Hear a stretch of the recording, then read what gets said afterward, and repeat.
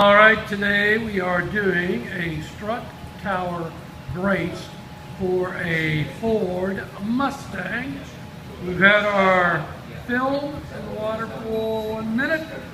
Remember, you got to have your temperature right at 89 degrees. Spraying the activator on it. And this is a big piece, so this is a big dip. As you can see, the piece. I can miss those bubbles right between.